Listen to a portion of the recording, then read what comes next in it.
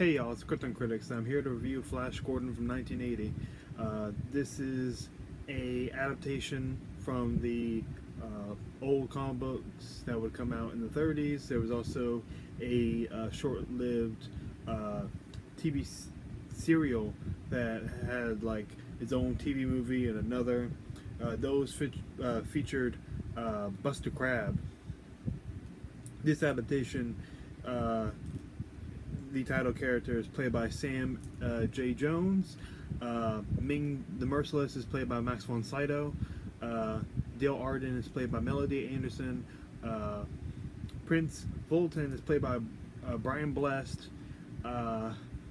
Princess Aurora, Princess Aura is played by Ornella Muti.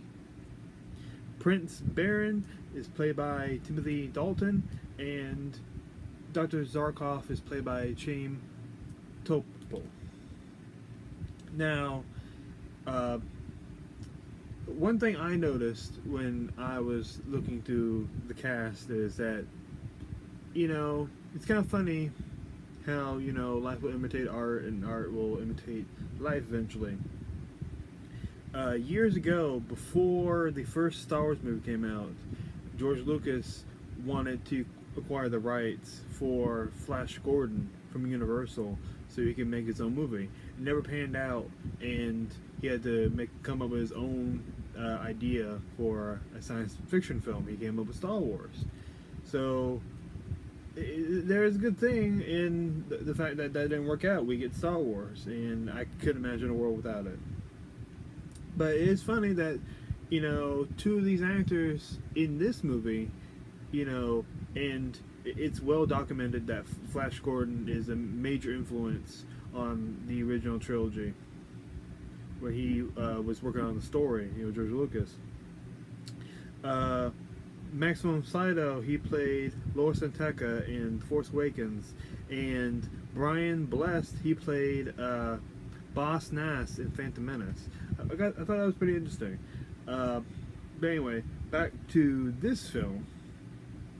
One of the things I automatically knew before seeing the movie was the Queen soundtrack. That the whole movie was produced and composed, all the music by the band Queen, and they have a very popular song about Flash Gordon, where it like goes Flash, ah, yeah. It's weird, but it really gets you pumped up, and I really like it in the intro of the film. Now I never read the books, but I have seen about 5 episodes of the old serials from the 30s. And one of the things I did like was, Buster Crabbe, because he had a lot of charisma, and he could play, strongman very well as the hero. Sam J. Jones, he does play somewhat of a strong guy. He doesn't really see much of like bodybuilder physique. He did. The other guy, he looked more like he was very athletic, and that he was almost like he almost had the physique of a kung fu master. This guy has more of the build of, like a football player, which, is evident through the story because he is a football player. It's kind of offhandedly said, and then we have a scene where he like tackles people like he's a football player. His whole story from Earth is very thin and not very well explained, and I do like, for the most part, his performance in his role. I really like it when he's in distress. He plays that very well. But or he has concern. He can play, action hero, roll around and take the weapon and do this, do that. But him acting sad or really happy, it's a little weird. He doesn't feel that charismatic. I kind of wanted more from it. Not to say that I necessarily wanted it because I saw it Bust a Crab, but I just wanted something, especially since he doesn't really have a narrative to his character other than he's trapped here. He needs to get his girlfriend, Dale Arden. I think they mentioned it once that that's his fiance. But how they set it up, it never felt like that. It only felt like that through offhanded dialogue. Dale Arden is somewhat interesting. She does have pretty cool moments. Like she gets in a cat fight with Princess Aura, who's the daughter of the big baddie Ming the Merciless, and she acts very seductive. I guess how you would say it. She reminds me a bit of like Catwoman. She's always she's not as evil per se, but she is like she's very horny for any guy she thinks is handsome. It's really weird. And she does it to Flash Gordon, even though he's supposed to be with the other girl, and he just kind of roll with it. I mean, they don't sleep together, but it's still off-putting, and they was trying to make a joke out of it. To me, it wasn't funny. It just felt really awkward. Like, we're supposed to root for you, but you're willingly kissing the other chick.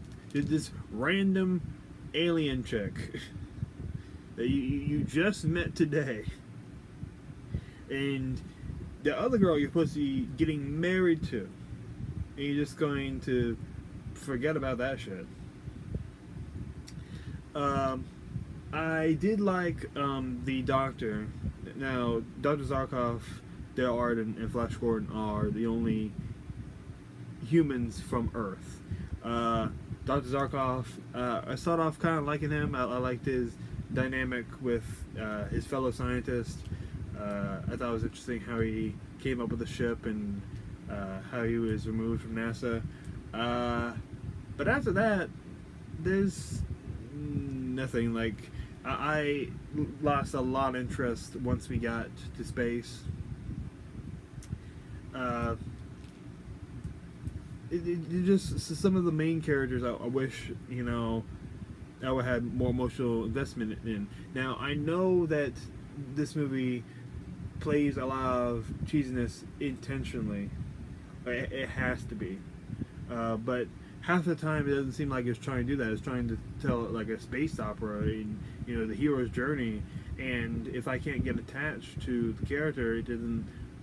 I don't feel much of anything. I feel kind of empty on this side. Not to say that this movie is bad. It's quite a bit fun. And there's like 3 different action scenes I had a lot of fun with. I did not have fun with the watermelon football tackling. That just felt out of place. I kind of wanted the humans from Earth, when they came there, to be at least shocked or surprised by what they're seeing, but they kind of acted like they see this every day. I like the assault on the Ajax ship that was owned by the Imperials under Ming the Merciless. That was pretty fun, having the Hawkmen. Prince Volton, played by Brian Blessed, is like their king or emperor or whatever, or the general. And Prince Volton is the most entertaining character, and not in an ironic sense. I actually like his humor, like his timing. I think he has the best lines. There's a lot of dialogue that doesn't work, even on the side of it trying to be corny. It just feels out of place and just sometimes forced. But pretty much every line he has, I adore. It almost seems like he's like the actor just, you know, because Brian Blessed kind of has like a persona of being a crazy dude with a giant beard. I'm wondering how much of that dialogue would, you know, just came out of his mouth, you know, on his accord, or wasn't in the script. There is a lot of fantastic visuals. There's a lot of blue screen effect for the Hawkmen. There is an absurd amount of costumes. Some of them work, some of them do not. Either intentionally or not intentionally. Every time I see the Lizard Man, I laugh my fucking ass off because they look bad.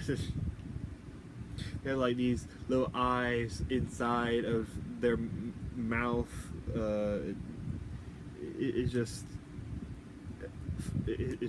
beautiful.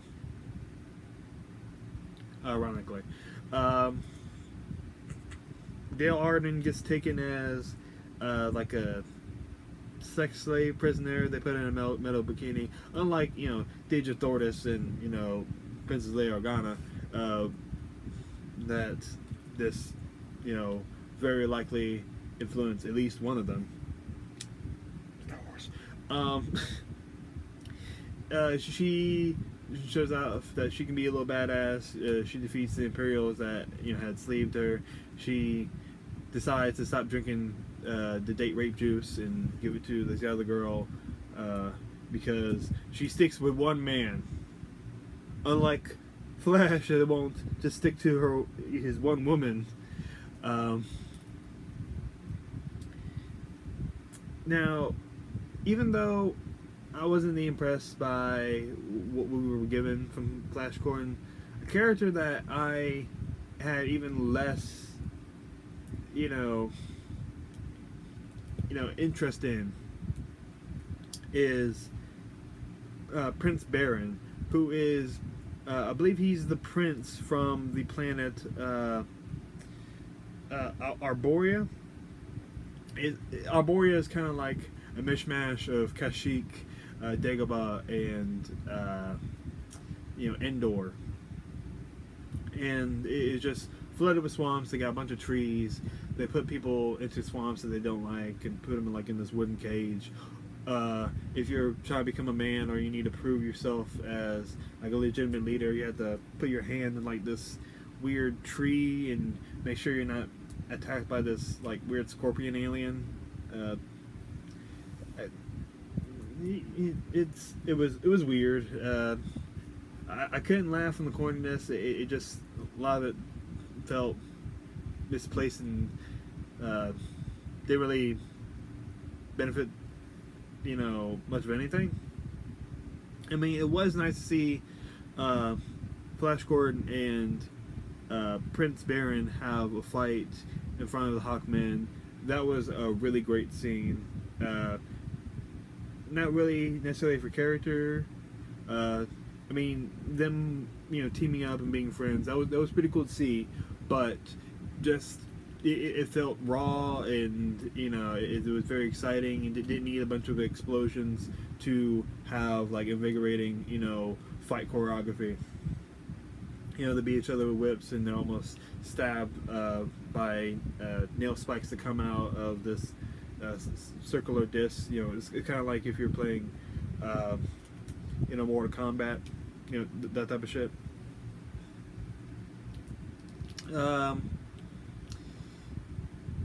Yeah. So Roar's a bit slutty, but then again, Flash might be too. For all we know, he might have a check back on Earth that, you know, he's doinking, but we probably will never figure that out. Spoilers: Ming gets killed. He stabbed in the chest with a giant rocket end. And I don't mean that in any innuendo type fashion. He is literally stabbed through his body with the end of a rocket, and he dies because we see in the end where he was supposed to, you know, he was planning to have this forced arranged marriage with Dale Arden because he loves her for some reason, because she's pretty. I don't know. And that wedding is interrupted. For some reason, they have our wedding music uh, for "Here Comes the Bride." Sure. Uh, and at the end of the movie, he like reaches for his ring, and it says the end on the screen, but it just pops in with a question mark at the end. Uh, I'm not sure if I'm supposed to laugh at that. I mean, I know it's corny, but I don't really find it funny. It just feels like you're really screwing with your audience. Um, once again, I enjoy, the king or general or whatever of the Hawkman. He is, very entertaining. Uh, yeah, they have their own Sky City. We get a somewhat Empire Strikes moment where Ming offers, ultimate power to Flash Gordon. He refuses, and he says, "Oh, we could have been evil together." And they're in a metal facility that's in a special city in the clouds. Whatever. Don't have a problem with it. He escapes on like this weird half jet ski, half like exercising running bike from the 50s, and it's so much so that you actually see him like running on it. You don't see like the mechanism, but you see his legs going up and down inside of it. It's not because he's excited, but his legs are in that motion to do that. And I was like, that's that's weird. It was also fun to see him when he was attacked by this swamp monster that kind of looked like a spider. But overall, this movie is pretty fun. I was just hoping that we could get more character and that this would feel more epic, because a lot of times it doesn't. Like, they underplay a lot of things, and they just do crazy shit off the wall. Even like when they mind controlled Zarkov, the doctor. We get like glimpses of like his mindset that includes a fetus, a funeral, Nazis, tigers. I don't fucking know, but Anyway, I think I would give this film a B minus. Once again, it is enjoyable enough, but I just wanted more so I could like really feel the excitement for when the characters are winning, because a lot of times,